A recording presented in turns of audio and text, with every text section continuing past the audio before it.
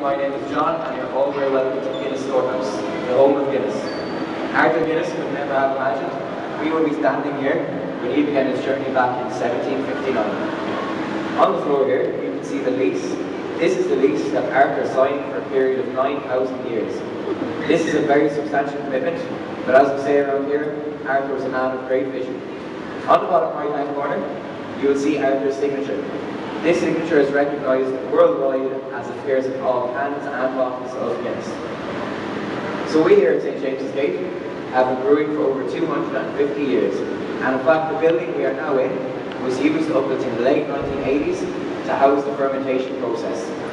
So if you look upwards, you may have already noticed you're standing inside the world's largest pint-shaped glass.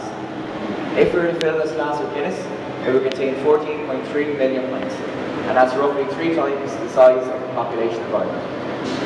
So as you make your way through the building today, you will discover Arthur's vision, from the ingredients, to the roasting, to the brewing, and the most enjoyable part, the tasting. So wherever you're from, I would like to say to you, in the Irish language, Céad Míle Fáilte, and that means 100,000 welcomes.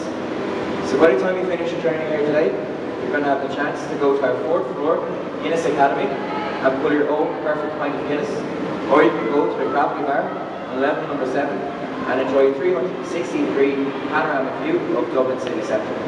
So before you all start your self-guided tours, I'm going to leave you with one word of Irish. This word is sláinte. It means cheers or to your good health. So make sure when you're raising your glass later on, you all say sláinte. So your tour starts right through here. Thanks for your attention. I really hope you enjoy it, and sláinte. Sláinte. Good.